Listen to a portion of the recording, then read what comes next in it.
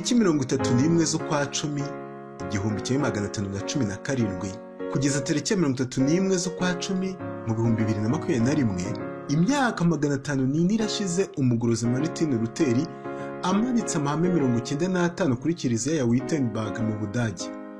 None se ubuprotestani bwararangiye? Ubuprotestani ntibwarangiye. Mwambara intwaro zose z'Imana. Data wa twese uri mu ijuru, Mana yacu kandi mwami wacu, izina ryawe ryiza, izina ryera cyane rihabwa icyubahiro. Wakoze cyane kubana natwe mu masaha atari makeya amaze gutambuka muri aya masengesho. Wakoze cyane guhagarika ibyigisho bitari bimwe n'abana bawe bagiye babitambutsa. Wakoze cyane gufasha abavandimwe bari hirya no hino mu isi bakurikiye iyi gahunda. Icyubahiro n'ikibi cyawe. Ndagusaba nkwinginga cyane kugira ngo ubwo ukomeje kurwana kandi ukanesha kuko utajya utsindwa namba, ukomeze guhagarikira gahunda zose zigiye gukurikira. Mwene data rukundo ugiye gutambuka, umwuzuze Mwuka Wera kugira ngo amuyobore, kandi abagiye gukurikira twese utwuzuze Mwuka Wera kugira ngo tubashe kwita ku nyigisho tugiye guhabwa. Kubwa Mwuka Wera utubashishe kugendera muri zo, kandi mu gihe twiga utubashishe gusuzuma imibereho yacu ko ihamanya n'iki ijambo ryawe ridusaba, bityo duhinduke kandi twihane tubashe kwitegura ubwami bw'Imana. Buri muntu wese ufite gahunda muri iki gikorwa ukomeze kumuyobora kandi umuhamagara amazima, ukomeze kutugwanirira, utegura imitego yose y'umwanzi. Satani yakoze ibishoboka byose ngo arwanye iyi gahunda.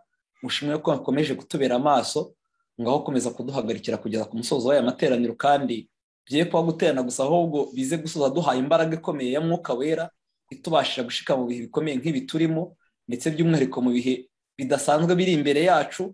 Rwose ndakwinginze cyane kugira ngo utuvomerere, kandi ibindi byacu bye kuza gusoza birimo ubusa, ahubwo bize kuba byuzuye umugisha wawe. Bisabye Imana mu izina rya Yesu, amen.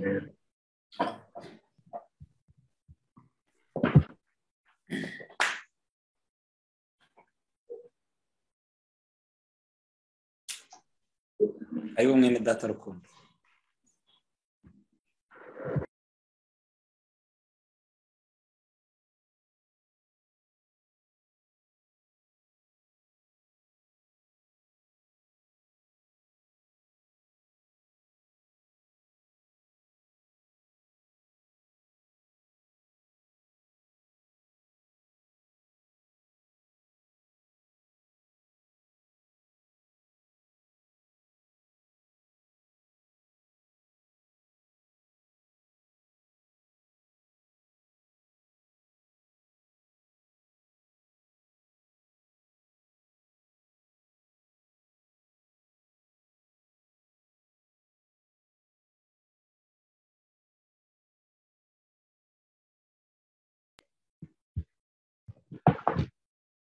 Yasashimwe cyane.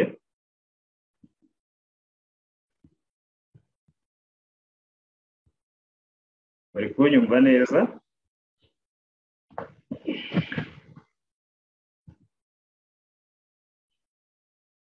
Yes, murakoze cyane. Reka dushimire Imana cyane ko ikomeje kubana natwe, nubwo Satani aba yarwanije cyane, ariko ntabwo ari umuneshi mu by'ukuri. Ntabwo ari umuneshi, kandi gahunda yacu iraza gusoza amahoro. Bavandimwe, ndagira ngo ubwo dukomeje n'iyi gahunda ya sora, cyangwa se inkingi eshanu ubuprotestanti bwubakiyeho, hari ikintu nshaka ko tuzirikana cyane. Hari amagambo ari mu gitabo ubutumwa ku basore paji ya 63, aho bavuze amagambo akomeye ngo abantu bahitamo gupfa aho kugira ngo bakore igikorwa kimwe gusa kidatunganye, abo ngabo nibo bonyine bazasangwa ari ndahemuka. Mu ntambara ikomeyeho paji ya 99 bavuze andi magambo, baravuga ngo uwifuza kubwira ijambo rya Kristo abatuye isi bose agomba guhora yiteguye gupfa. Ntabwo ari uko turi kwihamagarira urupfu, ahubwo iteka ryose igihe wiyemeje kugendera mu nzira z'Uwiteka, ibyo ngibyo uzabyisangamo nta kabuza. Yego, rero ndagira ngo n'ubundi nk'uko twakomeje kubibona kuva kare, duhereye kuri Bernard watangiye avuga kuri sora ya mbere ya sola scriptura.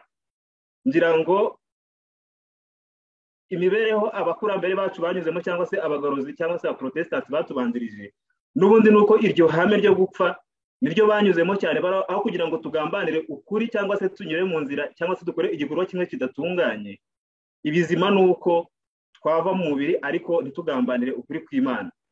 Rero iteka ryose iyo umuntu ashatse kugendera mu nzira z'Uwiteka, byanze bikunze agomba guhura n'iki kintu. Niyo mpamvu abari muri Kristo Yesu bose bagomba kurengana.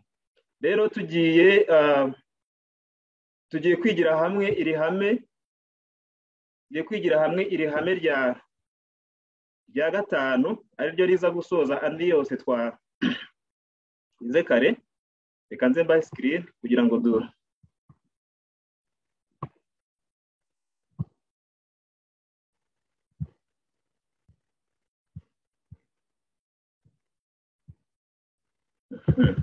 ndakeka muri kuyibona.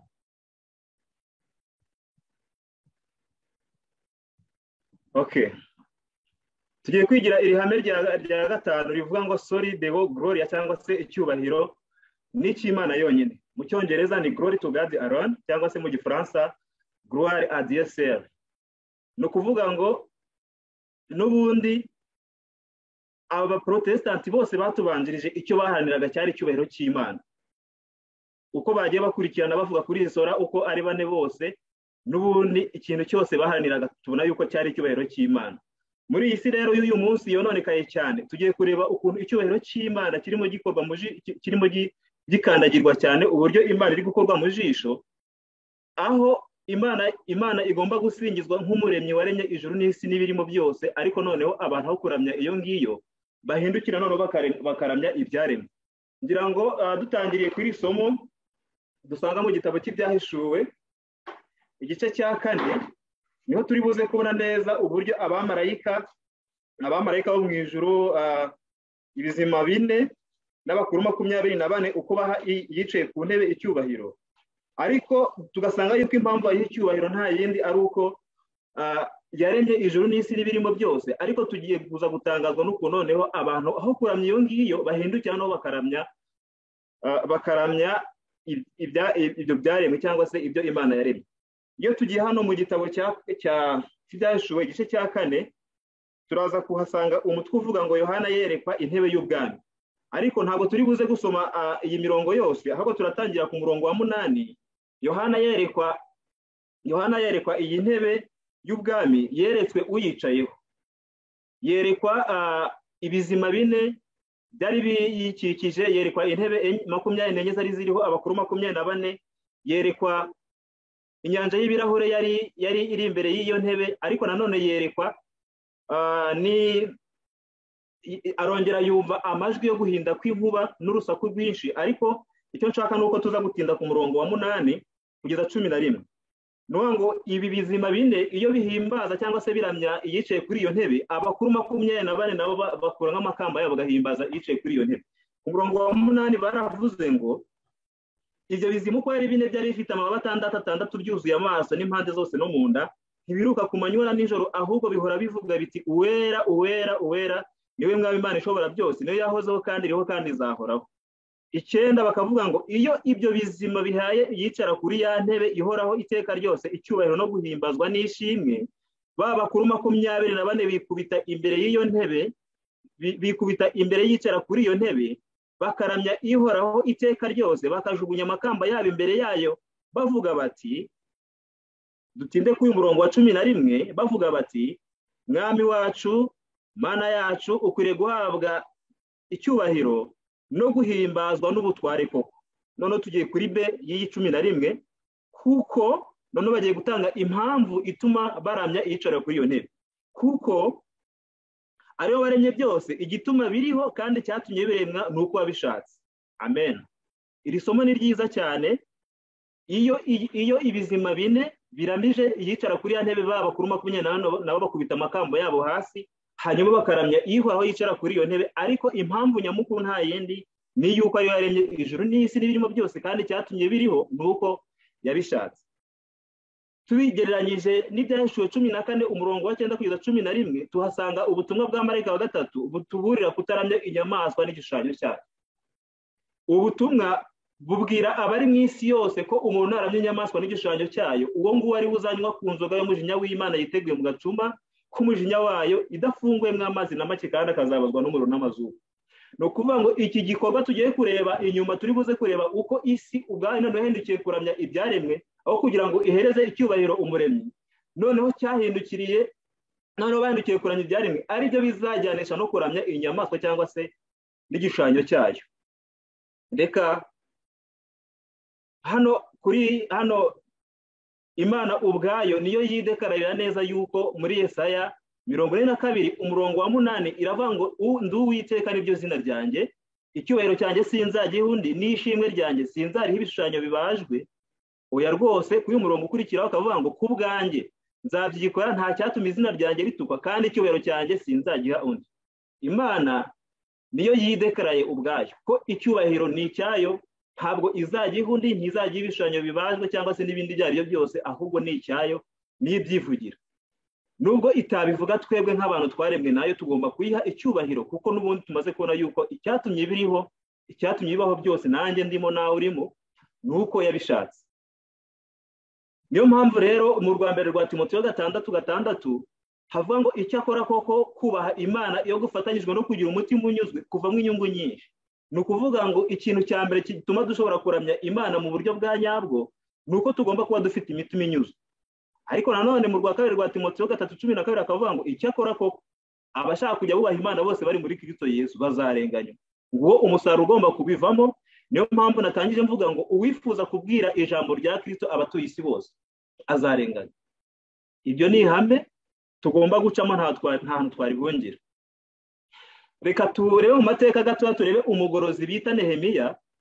Mu gihe cya Nehemiya abayuda bari bararahiye ko bazagendera mu mategeko y'Uwiteka, barahiye ko bazagendera mu mategeko y'Uwiteka, ndetse babirahira yuko rwose amategeko n'amateka yose Uwiteka yandikishije batagomba kubica ku ruhande.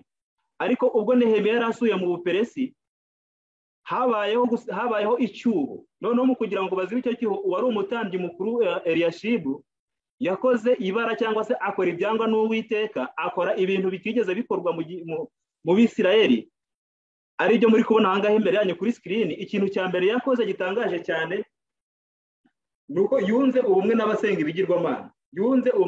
ibigirwamana. Icya kabiri, yanduje uyu mutambyi mukuru w'urusengero, yanduje urusengero rw'Imana acumbikiramo Tobiya. Uyu Tobiya muramuzi hamwe na bagenzi be basa n'Barati n'abandi bari abanzi b'Abisirayeli mu buryo bukomeye. Amaze kubacumbikiramo, noneho ikintu yakoze gikomeye cyane nuko yacumbikiye uyu Tobiya, amucumbikira mu cyumba cyabikwagamo ibyera by'ubu cyabikwagamo amaturo n'icyacumi, ku buryo byageze aho ngaho n'abazanaga icyacumi mu rusengero. Muzasome iki gice cy'ubugorozi cya 52 mu gitabo cy'abahanuzi n'abami. Baravuze ngo abazanaga icyacumi mu rusengero bose bagize kwinuba, bararakara cyane ku buryo ngo bakizanaga bagononwa kugeza igihe Nehemiya agarutse akongera agasubiza ibintu ku murongo. Ibi bintu nimba ndi kubivuga mu bihuze n'iminsi twicaye muri uyu munsi, kuko ubu ngubu tugiye guhuza ibintu gusa kubera yuko ibyo ndibuze kwigisha ahangaha ni ibintu biriho uyu munsi. Ndajya ntanga na fakite zifatika zigaragaza uko ibintu byahozeho ariko nuko uyu munsi ariko ibintu biri gusohora. Icya gatatu bakoze nuko bihandagaje bakazirura isabato. Iyo usomye muri Nehemiya uyu murongo wa 13 umurongo wa 18 bavuze ko ngo baziruye isabato bituma Uwiteka yongera kuzana ibyago ku murwa. Muze gusoma uyu murongo neza. Amagambo nshaka gusoma hano ari mu ibara ry'umutuku. Baravuze ngo habayeho bamwe mu Bisirayeli batashoboraga kwemezwa gutatira ihame bemeraga, niko n'uyu munsi bimeze. Nyamara abandi bararyishe ndetse bifatanya n'abapagani mu muhati wabo wo gutsinda umubare muto w'abari bamaramaje.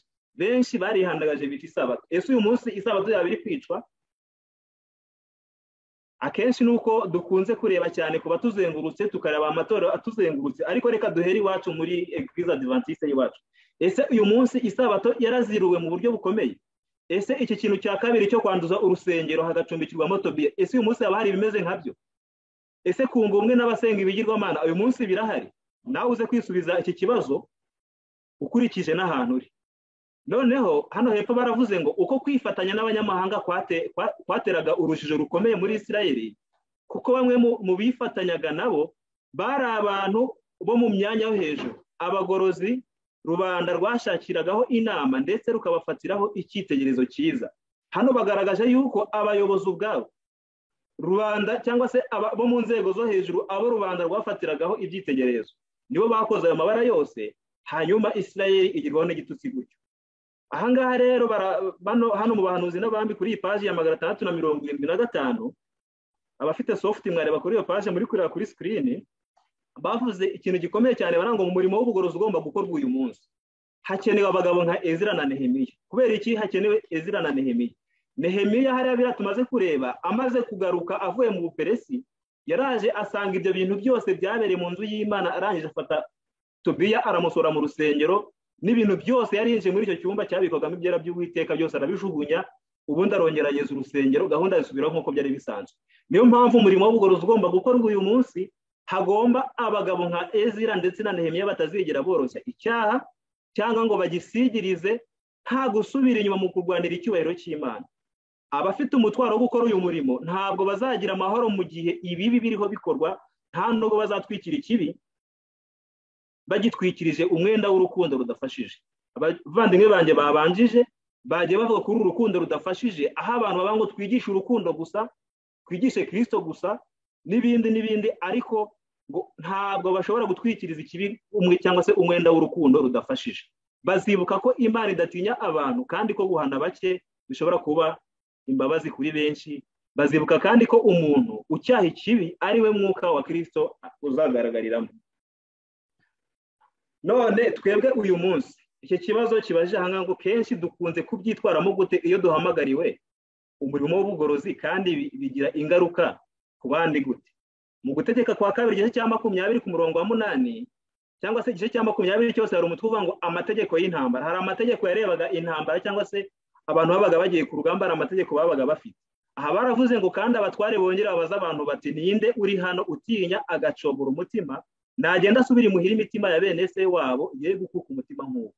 Uyu munsi abantu bose bafite ubwoba ntabwo bagomba kugaragara muri uru rugamba, ntabwo bagomba kugaragara mu bantu twaze twiga cyangwa se turakomeza tunareba ku gutwara intwaro zose z'Imana.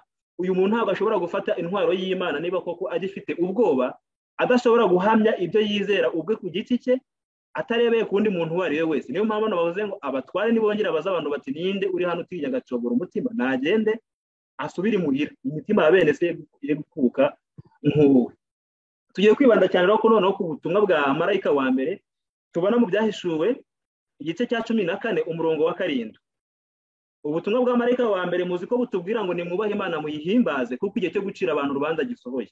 Aha baravuze ngo muri Bible Commentary volume ya 4 page 1144 baravuze ngo muri iki gihe cy'ubuhakanyi bwabaye gikwira mu isi, ari cyo gihe twibereyemo rwose, Imana ihamagara intumwa zayo gutangaza amategeko yayo mu mwuka n'imbaraga bya Eliya. Hayo hano mubatiza mu gutegurira abantu kuza kwa Kristo kwa mbere yerekeje intekerezo z'abantu ku mategeko 10. Niko natwe tugomba gutanga ntazwi ryo gushidikanya na rike ubutumwa bugira buti nimwubahe Imana muyihimbaze kuko igihe cyo gucira abantu urubanza gisohoye. Nibuke ko turi kwiga icyubahiro cy'Imana, Soli Deo Gloria cyangwa se Glory to God alone, Gloire à Dieu seul. Niyo mpamvu ubutumwa buturarikira kubaha Imana umuremyi, nkuko twabonye yuko impamvu tugomba kumwubaha nuko ari we waremye isi n'ijuru n'ibirimo byose, kandi icyatumye biremwa nuko yabishatse. Mu gitabo cy'Abadiventiste munsi wa kandi bizera, ni mu gitabo kiri soft kuri page 174 nicyo tugiye kwibanda dusobanura ubu butumwa. Baravuze ngo ubutumwa buhamagara isi yose kwihana, burahamagara buri wese kubaha cyangwa se kuramya Imana no kuyihimbaza cyangwa kuyiha icyubahiro. Icyo nicyo twaremewe, kandi dushobora guha Imana icyubahiro cyangwa kuyihimbaza binyuze mu magambo tuvuga n'ibikorwa byacu. Ibyo ari byo byubahisha Data, nuko mwera imbuto nyinshi. Yohana ahanura ko itsinda rigomba kwiteguza isizgaruka kwa Kristo rizibanda ku nyigisho ya Bibiliya yo guhimbaza Imana, bitandukanye n'ibyo mu gihe cya kera. Rizerekana iby'umuhamagaro w'isezerano rishya ku mibereho itunganye y'ubuzima bwacu. Mwite kuri aya magambo: imibiri yacu ni insengero z'umwuka wera, nta burenganzira dufite bwo kwikoreshereza uko dushatse intege zacu, imibiri yacu, intekerezo zacu, kuko Imana yabicunguje amaraso i Karuvari. Kuki ibi ngibi bigarutse? Ni uko imibiri yandujwe cyangwa se ifite ikibazo, nk'uko twabyize n'umuvandimwe ari mu gitondo. Iyi mibiri ntabwo ishobora guhimbaza Imana, ntabwo ishobora kuyiha icyubahiro. Niyo mpamvu imibiri yacu igomba kuba isukuye, cyangwa se ari urusengero ruzima Mwuka Wera abasha guturamo. Ibintu byose tubasha kwinjiza mu mibiri, cyangwa se propaganda ziriho muri iyi minsi zose zigendeye kugira ngo zangize imibiri y'abantu, ntabwo umuntu uzubahisha Imana agomba kuba afite ikibazo mu mubiri we. Ibi ngibi tugomba kubyumva neza.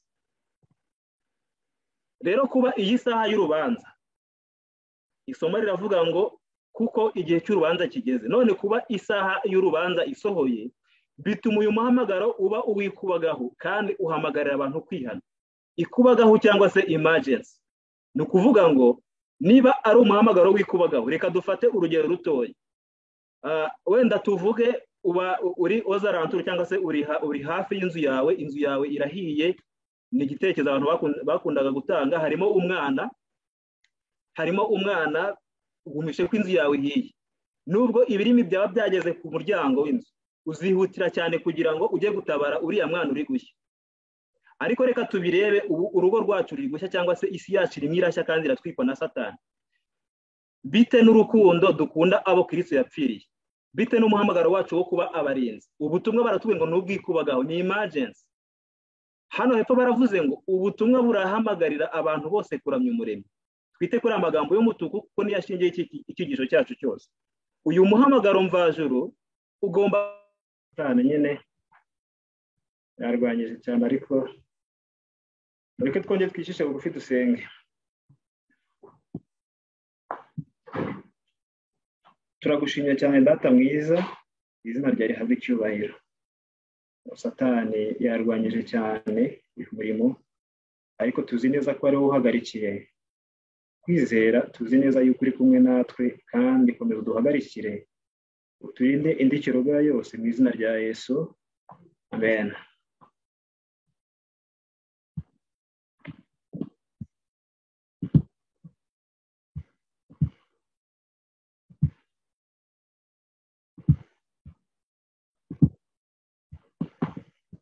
Screen twese turi kuyibona noneho. Yego, twari tugeze twavugaga kuri ko kuba isaha y'urubanza isohoye, ubutumwa cyangwa se uyu muhamagaro urahinduka uyikubagaho. Ahangaha bavuze amagambo akomeye cyane, baravuga ngo ubu butumwa burahamagarira abantu bose kuramya Umuremyi. Uyu ugomba kuba umuhamagaro mvajuru, cyangwa se ni umuhamagaro mvajuru ugomba kumvikana nk'usenya itegeko ryo kuramya inyamaswa n'igishushanyo cyayo, kuko tubisanga mu Byahishuriwe 13:20 turi kubona. Ni umuhamagaro uduhamagarira gusenya itegeko ryo kuramya inyamaswa n'igishushanyo cyayo. Niyo mpamvu ubu butumwa bugomba kubwikubagaho, kubera yuko muri iyi minsi ikintu kiriho n'ubundi ni igishushanyo cy'inyamaswa, ariko gishyira nanone ku kuramya inyamaswa ubwayo. Barakomeje muri gitabo baravuga ngo bidatinze buri wese azaba agomba guhitamo hagati yo kuramya kuzima no kuramya gupfuye, hagati yo kuramya Imana binyuze mu nzira zayo, cyangwa se gutsindishizwa n'ubuntu bwo kwizera, ari byo abavandimwe bahoze bavugaho cyane, cyangwa se abandi bagahitamo kuramya Imana binyuze mu nzira zabo bwite, arizo zo gutsindishirizwa n'imirimo. Ibi ngibi twabibonye bihagije ku muvandimwe Antoine yabyigishije. Baravuze ngo muri iki gitabo n'ubundi hari amagambo bavuze, baravuga ngo marayika wa mbere aburira abantu, cyangwa se atubwira guhereza Imana Umuremyi icyubahiro. Marayika wa kabiri akatubwira gusohoka muri Babuloni, ariko wa gatatu yihanangiriza abantu kutaramya inyamaswa n'igishushanyo cyayo. Iyo abirengagiza ubutumwa bwo gutsindishizwa n'ubuntu bwo kwizera bazarama. Byanga bikunze rero, umuntu wese udafite icyo azi kuri ubutumwa bwo gutsindishizwa n'ubuntu bwo kwizera agomba kuramya inyamaswa. Ntabwo igihe kiragera kugira ngo umuntu yumve yuko ubwo butumwa atagomba kubumenya, ahubwo iki cyari igihe, cyangwa se karagahimana iduhe kugira ngo twisuzume twumve ko ubutumwa dufite icyo tubuze bwakore mu mibereho yacu. Niyo mpamvu amatsinda abiri azaba ashingiye ku kuramya bivuye ku gutsindishizwa n'ubuntu bwo kwizera, cyangwa se bivuye ku gutsindishizwa n'imirimo, nk'uko byagendekeye igitambo cya Kayini. Rero ubu butumwa buyobora abantu kukuramya Umuremyi. Ibyo bivuga ku kubaha urwibutso rw'irema. umunsi wa karindwi cyangwa se isabato y'Uwiteka iyo yashyizeho mu irema kandi ikayihamya mu mategeko 10. Niyo mpamvu ubutumwa bwa marayika wa mbere burarikira abantu kugira kuramya k'ukuri berekana Kristo mu isi ari we muremyi n'umwami w'isabato ivugwa muri Bibiliya. Icyo ni ikimenyetso cy'irema, ikimenyetso kirengagijwe na benshi bo mu irema, bo mu biremwa byayo. Murumva yuko ubu ni ubutumwa buri buze kutujyanisha cyane ku itegeko rya 4.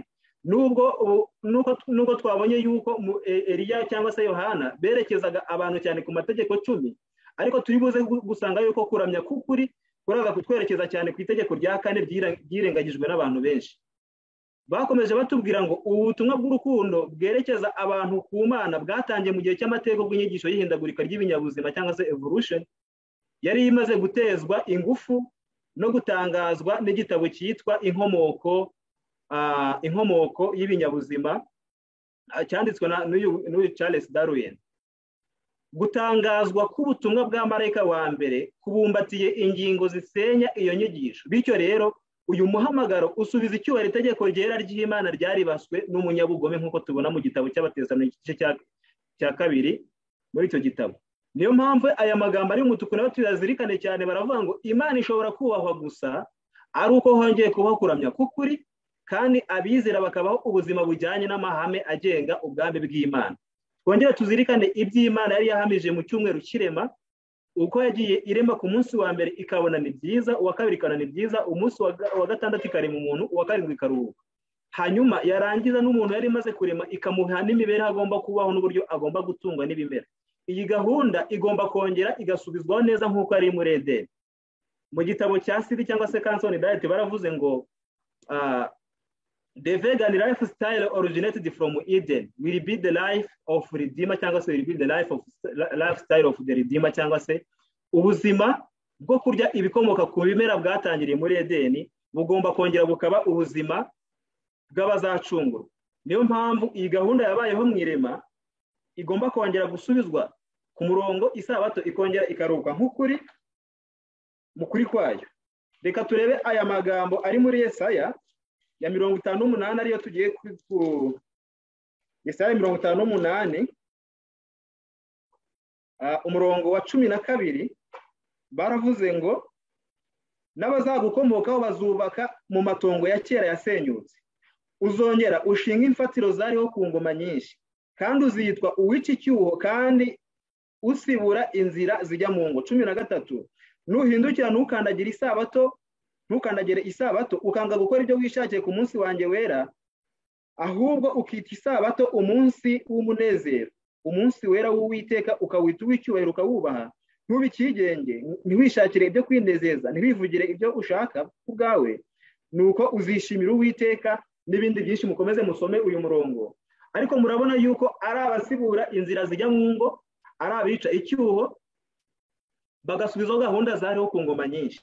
Ubwo murumva yuko gahunda n'ubundi yatangiriye muri Edeni niyo igomba gusubizwaho kuramya k'ukuri Imana yari yashatse yuko abantu bayo bazagenderamo. Basobanura iri somo mu gitabo cy'abahanuzi n'abami kuri paje ya 631 baravuze ngo ahangaho umuhanuzi aravuga iby'ubwoko bushaka gusubizaho amahame agize urufatiro rw'ubwami bw'Imana mu gihe cyo gutandukira ukuri n'ubutungane byabaye rusange.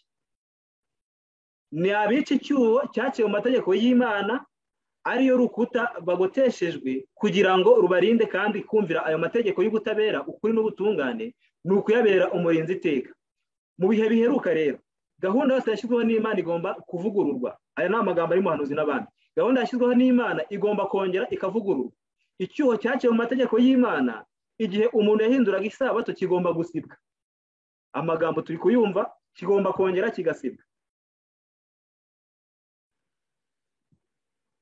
Yego, ubwoko bw'Imana bwasigaye buhagaze ari abagorozi imbere y'abatuye isi, bagomba kugaragaza ko amategeko y'Imana ariyo rufatiro rw'ivugurura cyangwa se ubugorozi ryose rihamye, kandi ko isabato ivugwa mu itegeko rya 4 igomba guhagarara ari urwibutso rw'irema, ikaba ari ikimenyetso gihoraho cyibutsa ububasha bw'Imana. Mu magambo yumvikana neza kandi adakebake bagomba kugaragaza ko kumvira amategeko yose yo mu mategeko 10 ari ngombwa cyangwa se ari itegeko. Reka turebe uburyo uburyo amategeko ari gusiribangwa cyane cyane iry'isabato ariko biciye mu kintu cy'impuzamadini igambiriye kumanura hasi icyubahiro cy'Imana.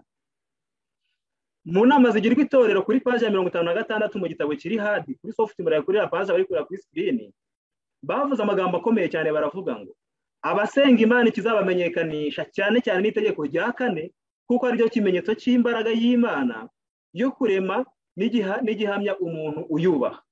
Abanyabibi bazamenyekanira ku kurimbura urwibutso rw'umuremyi no gushyira hejuru inyigisho z'i Roma. Ibintu bibiri bigomba kuranga abanyabibi, hari ukurimbura urwibutso rw'umuremyi isabato no gushyira hejuru inyigisho z'i Roma. Reka tunote iki ngiki, ntabwo tuzigera tubona mu rusengero bari kutwigisha kunamira Bikira Mariya nkuko twabonye ari inkomoko ye. Ntabwo tuzabona batubwira ngo twambare ishapuri na bya bizira byose bya purgatori n'ibindi byose tubona. Izo nyigisho z'i Roma ntabwo tuzigera tuzibona ku rusengero, ahubwo mu buryo bw'uburyarya azabashishwa byose n'uburyarya kandi azarimbura benshi biraye. Aha hantu tuhazirikane cyane, ni ibintu bibiri, ni ukurimbura urwibutso rw'umuremyi no gushyira hejuru inyigisho z'i Roma. Ibintu bigomba kuzajyana. Uyu munsi biri gukorwa, ntabwo iri somo turi buze cyangwa se igihamya turi buze kwikira mu mateka. Uyu munsi nawe witegereze urebe ahakuzengurutse mu nsengero n'ahandi, ibi ngibi biri gukorwa. Mu itangira ry'intambara abakristo bose bazagabanywamo imitwe ibiri, abakomeza amategeko y'Imana bakagira kwizera nk'ukwa Yesu n'abasenga inyamaswa n'igishushanyo cyayo. Mu gitabo cy'ibyaduka igihamya cya 461 baravuze ngo mu gihe amatora yifashishije imbaraga y'ubutegetsi bw'isi ngo ahatira abantu inshingano y'idini, yo ubwayo aba yiremyemo igishushanyo cy'inyamaswa. Ni igihe amatora yifashishije imbaraga za leta cyangwa ubutegetsi bwa leta ngo ahatira abantu inshingano y'iby'idini, yo ubwayo azaba yiremyemo igishushanyo cy'inyamaswa. None reka turebe ku kintu gihari cya ecumenisme cyangwa se cy'impuzamatoro uyu munsi. Turebe wenda nk'ikintu, kambereke aka kantu wenda, kambereke aka kantu.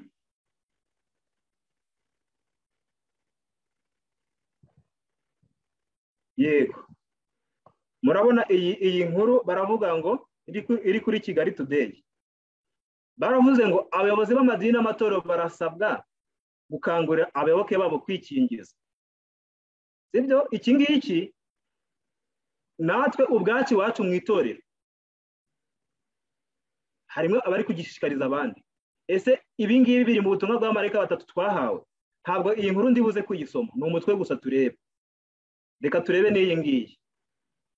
Iyi ngiyi nayo iri kuri Kigali Today, nayo iravuga ngo abahagarariye amadini n'amatorero bishyiriyeho ingamba zakurikizwa mu gihe insengero zaba zifunguwe. Murabona iyi nkuru igihe yandikiwe, ngira ngo ibi byashyizwe mu bikorwa iminsi myinshi itambutse. Bishyirwa mu bikorwa, tuzirikane yuko ntabwo ababishyira mu bikorwa cyangwa se ababijyamo ntabwo bigera biyita na gato ku kintu kigendanye n'isabato. Ntabwo bavuga ngo kubera ko isabato igomba kuruhuka mu ubu buryo, twebwe nk'abadivantiste umunsi wa 7 ntabwo turi buze kugendera muri iyi gahunda. Murabizi byashyizweho byinshi kandi tukabona yuko binyuranye n'amahame ijambo ry'Imana ritwigisha. Ibi ngibi rero nta kindi bizaba bigamije, ni ukurema igishushanyo cy'inyamaswa. Niyo mpamvu hano baravuze ngo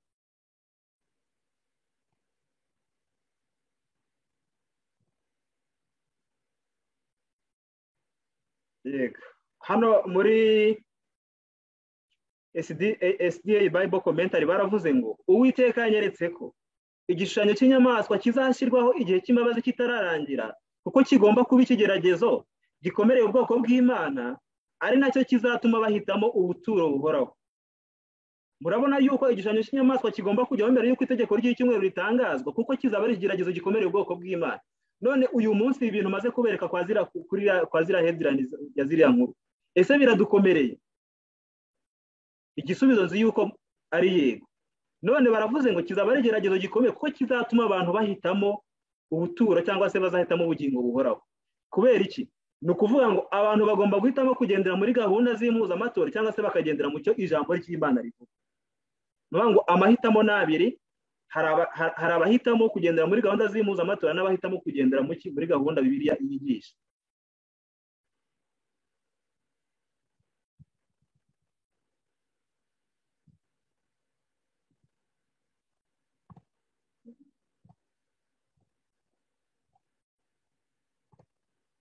yego mu gitabo intambara ikomeye bahavuze amagambo akomeye cyane kuri paje ya 319 ku cyigisho cyitwa amategeko ntakuka y'Imana. Baravuze ngo uwitwa Charles Beka mu kibwizwa cye cyo mu mwaka w'846 yaravuze ati abayobozi b'amatorero y'ivugabutumwa ry'abaprotestant ntibashyirwaho mu rwego rw'igitugu gikaze gishingiye ku kubahisha umuntu gusa, ahubwo uko babaho, uko bagenda nuko bahumeka ni ibintu byanduye rwose, ndetse buri saha ikibi cyabo gikomeye cyane nuko bahishira ukuri maze no bagapfukamira ubuhakanyi.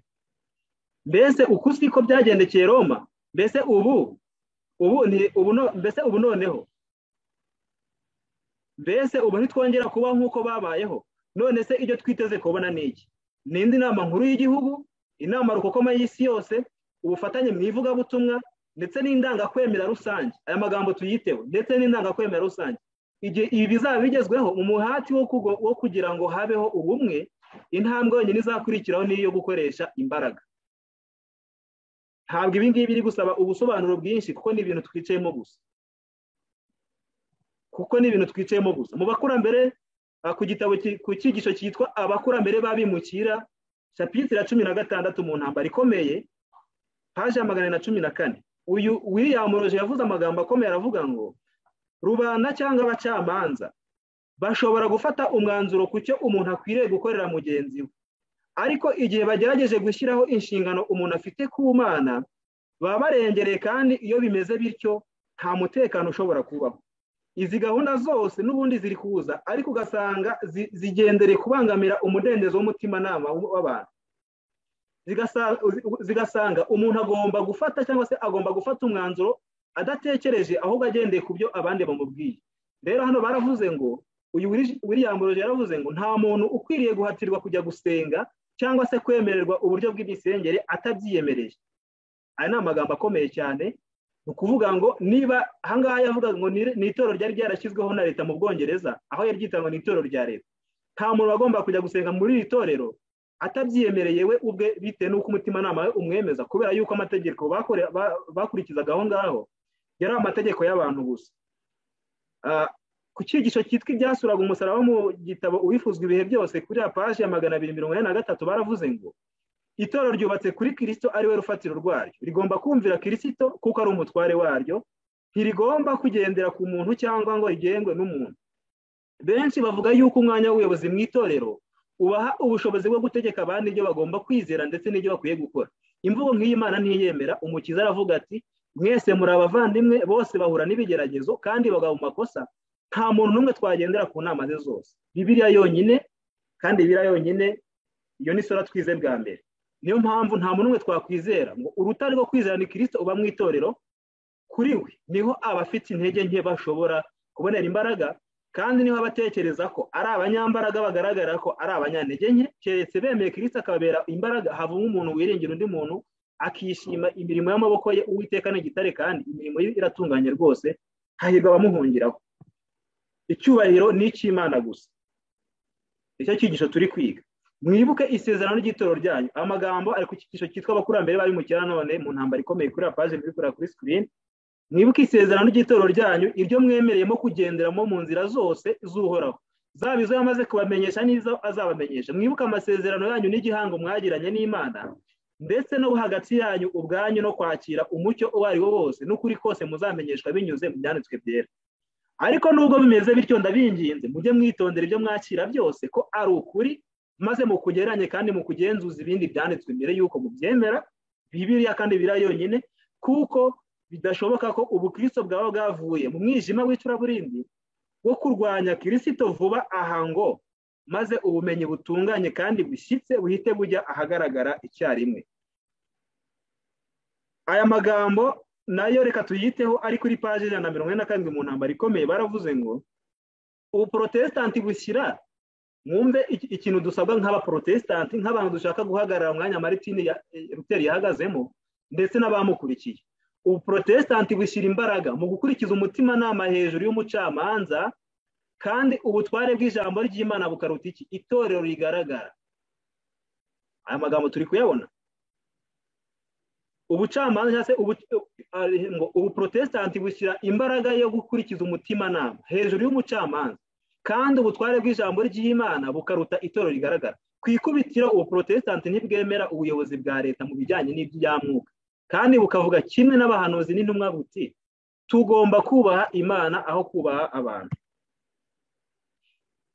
Iyo tugiye mu gitabo cyo kwitegura agaheruka kuri ya paje mureba kuri screen baravuze ngo uyu munsi itorero ry'i Roma ryigaragaza imbere y'ab'isi risa n'irifite umwuka wo gukiranuka n'ubwitonzi, maze rigatwikiriza gusegura inyandiko zivuga ubugome bwaryo, nyamara kandi ntiryahindutse n'ubwo ryambaye ikanzu ya gikristo. Amabwiriza yose ubupapa bwigishije kera aracyarayabwo na bugingo n'ubu. Barakizigamiye amahame bwahimbye mu binyejana birusha ibindi kuba iby'icuraburindi ntihakagire uwibeshya. Ubupapa ubuprotestanti bwagamije guha icyubahiro muri iki gihe buracyari bwa bundi bwifatiye isi yose mu minsi y'ubugorozi, ubwo abantu b'Imana bashyiraga ku mugaragaro ibicumuro byabwo bategereje kwica. Niyo mpamvu ubu ngubu abaprotestanti barimo bararambura ukuboko hejuru y'umworera kugira ngo baramukanye n'ubupapa,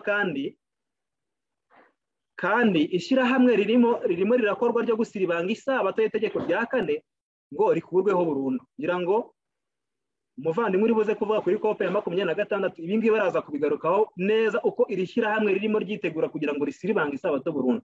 Inkozi y'ibi yashyizeho isabato y'ibihimbano ikorerwamo na Satani niwe mwana w'ubupapa, izahimbazwa kugeza n'aho ifata umwanya w'Imana.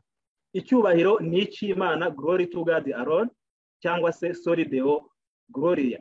Yo ishaka guhimbazwa kugeza n'aho ifashe umwanya w'Imana, ariko ibyo ntibizageraho. Twabonye yuko umukiranutsi umwe nubwo yaba ari mukuri ashobora kunyeganyiza ukuboko kw'Imana, ariko benshi bifatanyije nta kintu bazageraho. Niyo mpamvu no muri Yesu yabavuze ngo ni mwiyunga ariko muzavunagurika. Nta handi ubupapa bushobora kwisumbukuruza ku Mana hatarimo kugerageza guhindura amategeko yayo, kuko abazemera gukurikiza amategeko yahinduwe babizi bazaba bahaye icyubahiro cy'ikirenga yahinduye. Icyo gikorwa cyo kumvira amategeko ya papa kizaba ari ikimenyetso cyo kumvira gihawe papa mu cyimbo cy'Imana. Rero reka turebe inshingano dufite ku gihamya cya 511 nk'abadivantiste b'umunsi wa karindwi mu byaduka. Igihamya cya 511, abadivantiste b'umunsi wa karindwi bazaba bagomba kurwana inkundura barengera isabato y'umunsi wa karindwi. Kubera iki? Baravuze ngo mu gihe abategetsi ba leta zunze ubumwe za Amerika ndetse n'ab'ibindi bihugu, ubwo n'igihugu cyacu kirimo, bazahaguruka mu bwibone bwabo n'imbaraga zabo maze bashyira amategeko akuraho umudendezo mu by'iyobokamana. Niyo mpamvu nk'abadivantiste tugomba kuzahaguruka tukarwana inkundura. Iyi ntambara ntabwo tuyitegereje, ahubwo twamaze kubona cyangwa turacyari kubona intwaro zose z'Imana tugomba kuba twambaye kugira ngo turwane intambara. Ntabwo ari intambara y'amasasu, ntabwo ari intambara y'ikindi icyo ari cyo cyose y'intwaro ab'isi bakoresha, ahubwo ni za ntwaro turi kugenda tubona. Rero ngo abagorozi b'abaprotestanti bari bubatse kuri Kristo, bityo amarembo y'ikuzimu ntiyashoboraga kubatsinda. Mu yandi magambo, iri ngiri niyo ryari itorero ry'Imana. Niyo mpamvu abubatse kuri Kristo uyu munsi nibo bazagaragara nk'itorero ry'Imana, kuko nabo bari bubatse kuri Kristo. Amarembo y'ikuzimu ntiyashoboraga kubatsinda, kimwe nk'uko na Kristo bizeraga nawe ntabwo amarembo y'ikuzimu yigeze amushobora, kubera yuko yageze mu gituro ariko arangije avamo. Rero ibyabaye kuri aba bagorozi b'indahemuka birimo icyigisho kuba mu bihe byose bizakurikiraho. Ubwo nkeka nta bandi dutegereje, ni twebwe turiho uyu munsi. Ahangaha rero iki gihamya kiri ahangaha, hari abantu bavuga yuko gusoma ibinyamakuru dushakamo gusora k'ubuhanuzi ari ifuti, ariko hano umwuka wera w'ubuhanuzi yareruye aravuga ngo impamvu usomye iki gihamya nuko hari ibinyamakuru tugiye kurebamo uko ibintu bimeze mu isi, birerekana yuko ibihe by'amakuba bitugezeho. Amagazeti ya buri munsi yuzuye iby'intambara iri hafi kubaho. None niba aya magazeti yuzuyemo intambara ibiri hafi kubaho, ese tuyarebe tuyagenzure tumenyemo gusora k'ubuhanuzi cyangwa tubyihorere? Icyo mbona nuko tugomba kugenzura hose, kubera yuko ubuhanuzi bugomba gusora henshi kandi tugomba kuba turi maso. Niyo mpamvu uwitegereza wese azabimenya, uzi ubwenge azabimenya, ariko abanyabyaha bazabigwamo. Rero mu gukora Imana mu jisho tugiye kureba ibintu byihandagaje cyane, cyangwa se ikintu Roma yakoze mu mwaka wa 2019 kihandagaje. Murabona kuri screen haranditse ngo 10 green commandment of Laudato Si, no ngo amategeko 10 y'ubururu ya Laudato Si, cyangwa se iriya scripta ya Papa Francis. Aya mategeko 10 dutekereze impamvu atari 9, atari 20, atari 15, ahubwo ari 10 biraza ari nka counterfeit cyangwa se ikiganano cy'amategeko 10 Imana yashyizeho, noneho uretse n'itegeko rya 4 ryibasiwe mu binyejana byahise, noneho ahangaha turabona noneho mu buryo bwihandagaje n'itegeko n'amategeko yose uko ari 10 yose ashaka gusiribangwa mu buryo bwa counterfeit. Ibi ngibi ushobora kuzabisanga kuri iyi linki ya vimeo.com. uru ni urundi rubuga rukora nka YouTube, nka za Bishute n'izindi. Niho iyi video iri. Nagerageje gushaka igitabo gusa ndakibura kubera ko kiragurwa kuri Amazon. Abashaka kukireba cya 10 Grand Commandments of Adoption bashobora kukigura, ariko byabaye ngombwa yuko nifashisha iyi video. Rero ibyo tugiye kureba bisa n'ibyabaye mu gihe cya Mireri. Mu gusobanura ibyanditswe muri Daniel 8:14 havuga ngo bizageza iminsi 2300 ko bukiye bukira mu buturo bwera buzabone kwezwa. Nkuko byari byaravuzwe, Mireri nawe yakurikije igitekerezo cya rusange cyavugaga ko isi ari ubuturo bwera. Nimureba ibintu biri kubaho muri uyu munsi, murasanga nkuko bashaka kongera kugira isi Eden. Ngo igitekerezo cyari gikwira mu gihe cya Mireri ni nkuko n'uyu munsi bashaka kongera bakagira isi ubuturo bwera. Niyo mpamvu ibyo barimo biruka inyuma byose bashaka kongera kugira ngo barenuvere isi bongera bayagire nshya, ariko tubona yuko iwacu si hano mu isi, ahubwo iwacu ni mu birugo turaza kubibona. Murabona uyu muntu uri gupresentinga yenda hirya ndaje mubereke, yaravuze ngo what kind of the world we want to live to those who come after us, cyangwa se nihe si dushaka gusigira abazadukurikira, to the children who are now growing up. Urabona ni muri Laudato Si ku nyingo 160 gereferaga bibaza aho tushobora gusasigira abana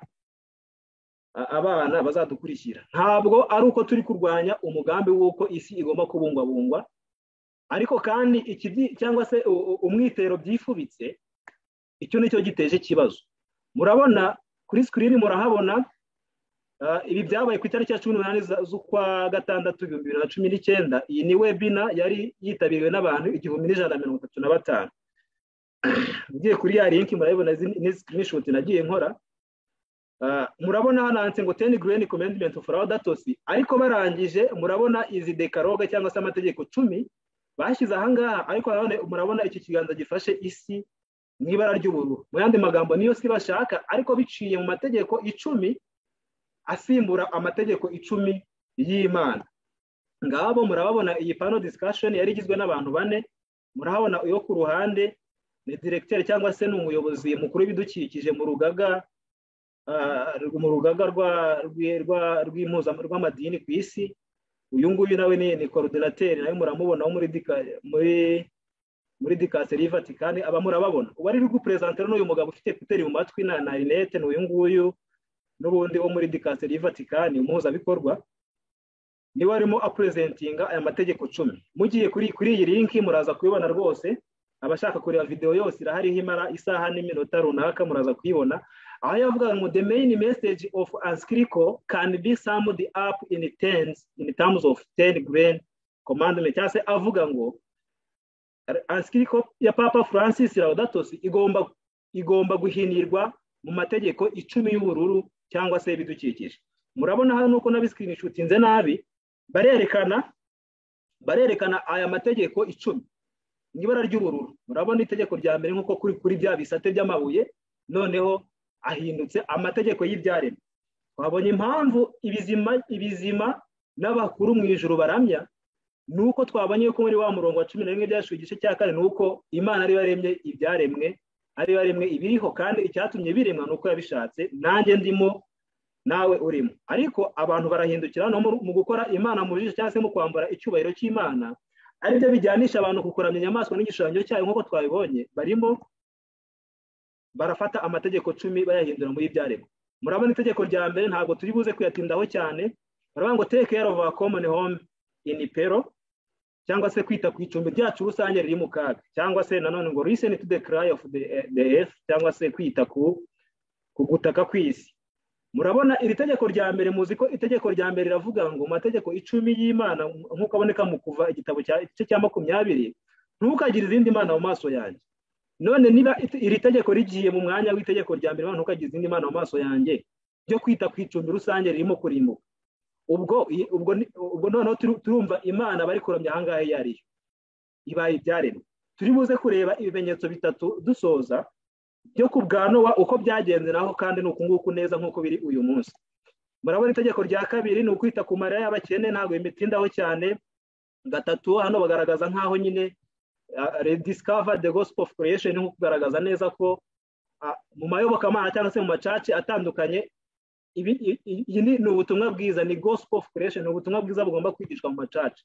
Itegeko rya kane recognize that the abuse of God's creation is ecological sin, cyangwa se gukoresha nabi ibi by'Imana yaremye ari icyaha, aho bavuga ngo ni sin of future generation, cyangwa ni icyaha turi gukora abazadukurikira, ariko bakagaragaza yuko hari ijambo bakunze gukoresha ngo man can forgive but earth does not. Umuntu ashobora kukubabarira ariko isi ntishobora kukubabarira. Ni itegeko rya gatanu, murabibona ntabwo bitindaho cyane kugira ngo ducunguze uburyo umwete.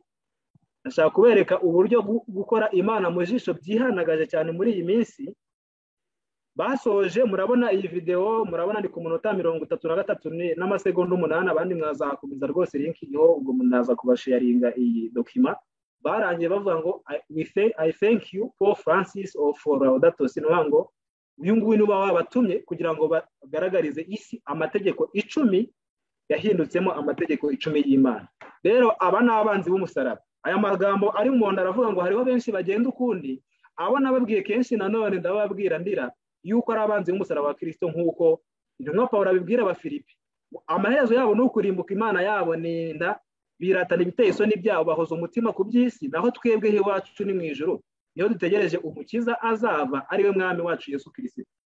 Niyo mpamvu dutegereje ijuru rishya n'isi nshya, ntabwo ari isi izagerwa nshya na papa n'abambari be, oya rwose ibi ntabwo ariko bigomba kumera. Rero mu gihe cya Luteri n'ubundi itandukanya na Roma, havuze amagambo akomeye cyane amaze kwitegereza ibyakorerwaga i Roma. Hano mu magambo atukura baravuze ngo Kristo ubwe niwe ucirwaho iteka muri iryo tegeko, nishimiye kugerwaho n'ibyo hano bari bamaze kumukatira, ngo nishimiye kugerwaho n'ibyo bibi nzira umurimo urusha indi yose kuba mwiza. Ndumva mfite umudendezo ukomeye mu mutima wanjye, kuko noneho nzi ko papa ari antikristo, kandi ko intebe ye y'ubwami ari intebe ya Satani ubwe. Ngayo nguko ahangaha rero dukurikije ibyo turi kubona, kandi ubu n'ubundi abari abambari batumwe nawe, biragaragara ko intebe ya Satani n'ubundi iracyari intebe ye, nta musimbura yigeze abona, ahubwo ibikorwa byakozwe mu gihe cy'umwijima n'uyu munsi biracyakorwa. Reka turemere y'umwuzure ibintu byabayeho, kuko baratubwira ngo uko iminsi ya Nowa yari no kuza k'umwana w'umuntu niko kugomba kuza, no kuza k'umwana w'umuntu niko kugomba kuba kumeze, niko kugomba kuba kumeze. Ibimenyetso bitatu ndetse aho turebe na similarite yabyo, cyangwa se icyo bihura nacyo uyu munsi byabayeho mu gihe cyo kwa Nowa. Mu gihe cyo kwa Nowa, mu bakurambere n'abahanuzi baravuze ngo kuri paji ya 67 igika cya 3 baravuze ngo basengaga ibyaremye mu mwanya w'Imana yabiremye, barataga ubwenge bwa kimuntu, bakaramya imirimo y'intoke zabo, maze bakigisha n'abana babo gupfukamira ibigirwamana. Ni ukuvuga ngo basengaga ibyaremye mu mwanya w'Imana yabiremye. Bitwayibonye cyane bihagije, ahubwo reka turebe nk'iki kinyamakuru. Nk'iki kinyamakuru kiri kuri Adventist Messenger. Iyi ni inkuru iriho, kandi hano hasi hariho n'umwimerere wayo mu Kidage, kuko ibi byabaye mu Budage. Ndasoma aya magambo yo mu Kinyarwanda. Uyu ni umutwe wayo, bavugaga ngo Itorero Gatolika ry'i Roma, Abadivantiste b'umunsi wa karindwi na Adara bateguye ingando zizamara igihe zigamije kwigisha urubyiruko rw'Abadivantiste ku byerekeranye n'imihindagurikire y'ikirere. Aha baravuze ngo basenze ibyaremye mu mwanya w'iyabiremye, maze bakigisha n'abana babo gupfukamira ibigirwamana. None ahangaha turabona itorero ryacu ndetse n'abamaraya bihuza hamwe kugira ngo bafata urubyiruko rwacu rw'Abadivantiste kugira ngo bajye kurwigisha gahunda y'ibyaremwe i Vatikani. Hepfo iyi nkuru bakomeje bavuga ngo itorero ry'Abadivantiste umunsi wa karindwi mu Budage ryifatanyije na Adara n'ikigega Gatolika, umuryango w'abagiraneza Gatolika b'Abaroma washinzwe n'inama y'Abepiskopi Gatolika b'Abaroma mu Budage. Abadivantiste n'Abagatolika bahuje imbaraga mu Budage gushyiraho ingando zizamara igihe kugira ngo bashishikariza urubyiruko n'imiryango y'abadivantisite y'umunsi wa karindwi ku bijyanye no gushishikarizwa n'urusobe rw'ibinyabuzima. Hepfo wenda ikintu gikomeye cyane murabona hano hepfo baravuze ngo iki gikorwa cyishyuwe na Roma hari gutangwa inkunga ku rubyiruko rw'abadivantisite y'umunsi wa karindwi kugira ngo batembere mu ishyamba no kwigishwa kuri gahunda ya Vatikani y'ihindagurika ry'ikirere. Papa yashyizeho byimaze icyo gikorwa cyigisha inyigisho zidashingiye ku mahame y'iby'umwuka, aho amadini yose ashobora guhurizwa hamwe. Murabona yuko ni igikorwa cyishyuwe na Papa Francis ubwe, nk'aho aha hantu abana bashobora kuzigiraho cyangwa se kuvugira ubutumwa bwa marayika batatu.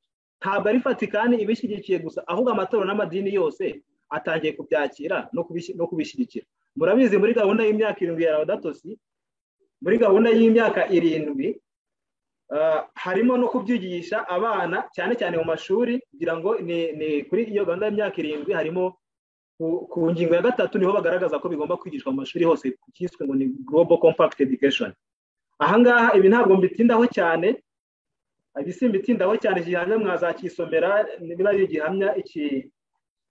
Iyi ngingo ya 92 yo muri Laudato Si ngira ngo abantu bakunze kuyivugaho cyane, n'ubundi aho bagaragaza uyu guhita nyir'ubutungane ko utunganye ari Kristo wenyine, aho agaragaza ko musaza wacu Zuba, mushiki wacu Kwezi, n'umuvandimwe wacu Ruzi na Mama Si n'ibindi, byo ntabwo mbitindaho cyane. Uyu ni umukaridinari nawe watangaga ubuhamya, aho agaragaza ko iyi pacama cyangwa se kibise ngo ni Mama Si ari dayimoni. Uyu ni umukaridinari w'i Vatikani. Iyi nkuna wenda abaraza gufata idokima bazayisomera. Ikindi cya kabiri kiri mu bahanuzi n'abami none kuri paji ya 68 baravuze ngo bashinze ibicaniro by'ibigirwamana byabo mu mirima no munsi y'ibiti by'intohera byari mu busitani. Ibiti by'amoko yose byari bibabereye igicucu iminsi yose. Babyeguriye kuramya imana z'impimbano.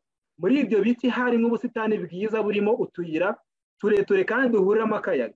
Ibiti byari bifite imbuto z'ubwoko bwose kandi bitatsemo ibishushanyo n'ibindi byose bishobora gukururira intekerezo cyangwa se kureshya abantu, maze bakabayobora kukuramya ibigirwamana. Ibi byarabaye nabyo ngira ngo n'ubundi ni ya nkuru. Ibi byabereye mu busitani bwa Vatikani, ngira murabizi bari kuramya Pachamama n'igiti bahatereye. Ntabwo ndi buze gusoma iyi nkuru cyane, murabona aya mafoto batubwiraga uburyo kibashinze ibigirwamana munsi y'ubusitani bw'ibiti. Ubwo ni ku gihe cyo kwa Nowa, hanyuma bakaramya ibigirwamana, ariko ngo mu busitani harimo utuyira tureture n'ibindi bintu byari bitatse mu biti byagombaga kurehereza abantu intekerezo zabo kugira ngo n'ubundi bayobywe n'ubwo buriganya bwo gusenga abazimu. Ibi ngibi byarabaye mu 2019. Murabona ibi bintu ngira ngo abantu benshi murabizi, ntabwo turabitindaho cyane. Wenda mwazajya musubira mu byigisho mukareba ibi bintu. Ikindi cya gatatu bakoze ngo abantu bimuye Imana mu bwenge bwabo, maze baramya ibishushanyo biremye, hanyuma ku iherezo barushaho guhinduka inkozi z'ibibi, babakahebwe. Ngibi murabona uyu muyobozi, murabyibuka akiri ku buyobozi, aho yari yagiye kuri kiliziya ya Mutagatifu Pawulo Yohani wa kabiri, apfukamira iki gisigazwa cya Papa Yohani wa kabiri kuri kiliziya runaka. Murabona ibintu byabayeho mu gihe cyo kwa Nowa, uyu munsi nibyo biri kwisubiramo neza ipica ku yindi. Ibyabayeho nibyo Imana yongera kugarura umubwiriza 3:15, nta gishyashya munsi y'ijuru. Tugana ku musozo, reka dusubire kuri ya PowerPoint yacu.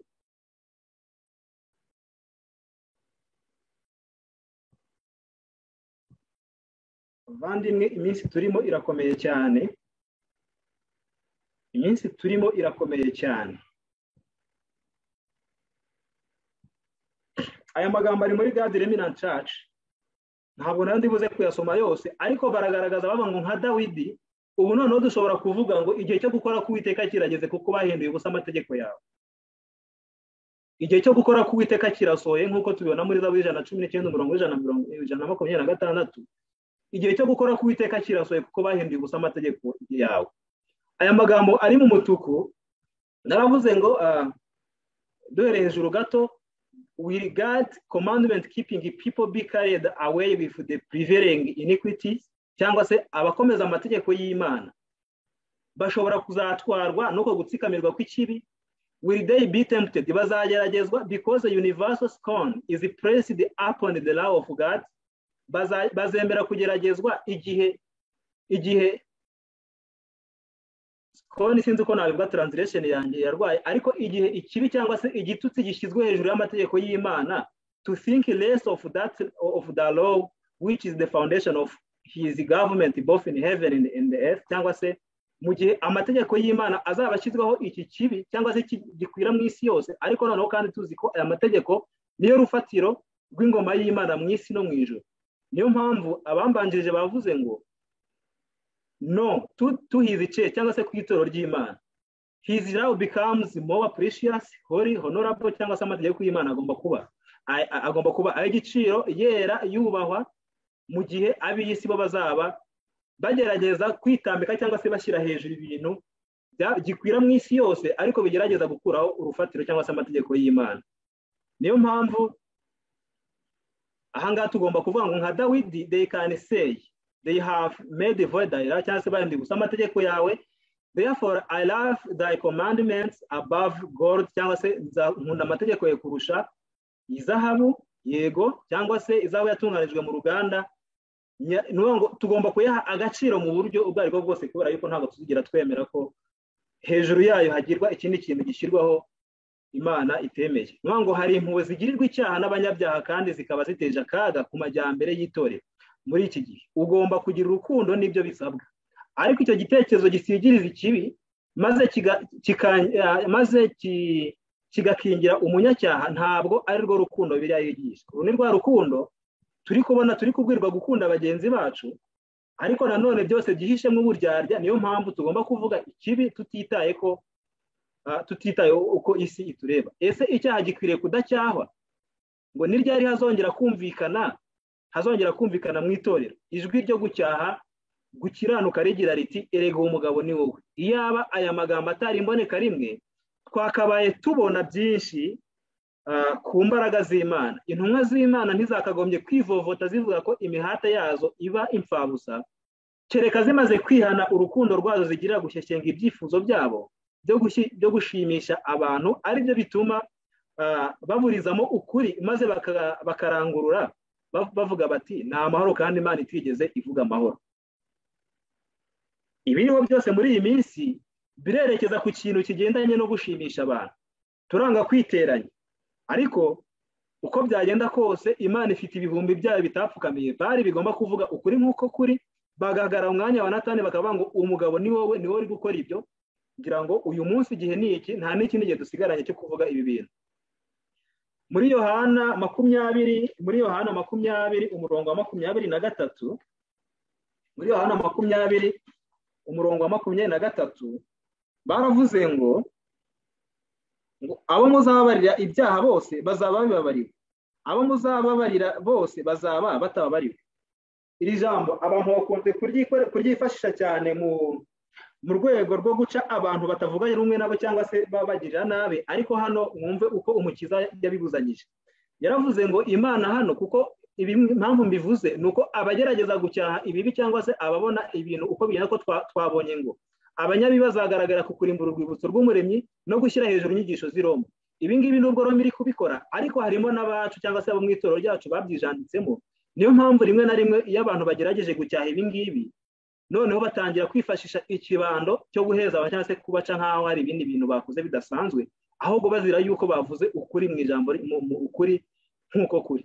Hano rero ngo Imana ntabwo iha umuntu uburenganzira bwo gucira abandi urubanza. Mu kibwirizwa cyo ku musozi ibi yarabibuzanyije. Ibyo ni ibireba Imana mu butungane bwayo, ariko ku itorero mu bushobozi bwaryo wishyize ku murongo yarishyiriyeho inshingano z'umuntu ku giti cye. Kuri ba bandi bagwa mu cyaha, itorero rifite inshingano kuburira, kwigisha, ndetse byanashoboka rigasana. Mufashe abakora nabi mukiranutse, nimuburire buri mutima uri mu kaga.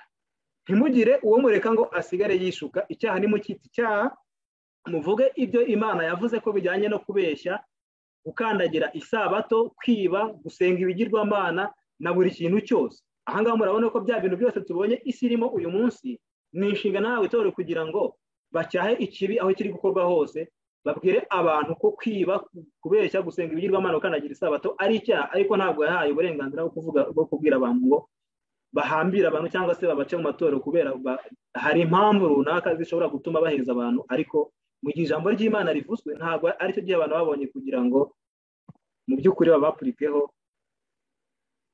ibyo Yesu atavuze. Rero abagorozi si abasenya ibintu. Nubwo turi mu mwanya w'abagorozi, cyangwa se abenshi bumva bifuza kuba muri uyu mwanya, ntabwo abagorozi ari abasenya ibintu. Ntabwo bazigera bashaka ukuntu bakwangiza abadahuza imigambi yabo, abadahuza n'imigambi yabo. Abagorozi bagomba gutera imbere, ntibasubire inyuma. Bagomba kuba abantu biyemeje batajegajega, ntibave ku izima. Ariko kutajegajega ntabwo bigomba kwangirikira mu kugira umwuka wo kutumva ukuri.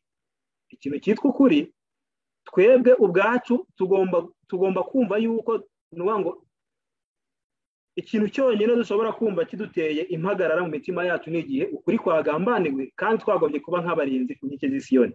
Rero Imana yifuza ko abayikorera bagira gushikama nk'urutare ahari kuvugwa amabwiriza, ariko kandi bakaba bafite ubugwaneza no kwiyoroshya mu mutima nk'uko Kristo yari ameze. Iki nicyo dusabwa. Ntabwo dusabwa umwuka wo guhangana, ahubwo mu bugwaneza. Tugomba kuvuga ibintu nk'uko biri, nta guca ku ruhande, tukagira ifuhe ry'uko ukuri gusa kuri gushyirwa hasi, icyubahiro cy'Imana kiri gushyirwa hasi nk'uko twabibonye. Ibyo ngibyo nibyo tugomba kumva bigurumana mu mitima yacu, hanyuma tukabwira abantu yuko kudahuza n'ukuri ari cyo cyaha kigomba kwamagana. Nuko rero bagume muri Kristo, bashobora gukora, nuko rero bagumye muri Kristo bashobora gukora umurimo yagakoze baramutse bari mu mwanya we. Dusoza mu gitabo cy'umubwiriza igice cya 8 umurongo wa 12 baravuze ngo nubwo umunyabyaha acumura inshuro 100 ariko akaramba, nzi neza rwose yuko abubaha Imana bari imbere yayo ari bo bazamererwa neza, ariko umunyabyaha we ntazamererwa neza, no kuramba ntazaramba, ndetse n'iminsi ye izaba nk'igicucu gihita, kuko atubaha Imana ari imbere yayo. Imana ibaha umugisha. Twavugaga ku ngingo ya soli deo gloria, icyubahiro ni icy'Imana yonyine. Abenshi bari kugerageza cyangwa se bihereye ku munyabugome, ko twabonye ko ari ubutumwa busenya, bugendereye ku gusenya inyamaswa n'igishushanyo cyayo, ndetse n'uwigise nyir'ubutungane n'abandi bose bamuyobotse. Ubutumwa tugendereye dushoreye n'ubwo guhereza Imana icyubahiro, nicyo n'abagorozi batubanjirije nicyo bari bagambiriye. Ziriya sora zose twabonye nta kindi baharaniraga cyari icyubahiro cy'Imana. Nicyo natwe dusaba, icyubahiro cy'Imana yonyine. Nta muntu n'umwe ugomba guhabwa icyubahiro cy'Imana, nk'uko nayo yidekareka avuga ati icyubahiro cyanjye sinzagiha undi. Reka ibyo ngibyo bigwire mu mitima yacu mu izina rya Yesu.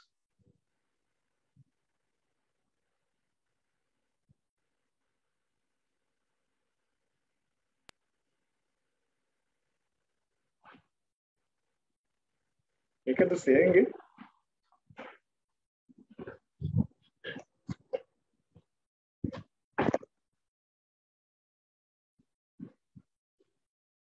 Data mwiza, turagushimye cyane, izina ryawe rihabwe icyubahiro.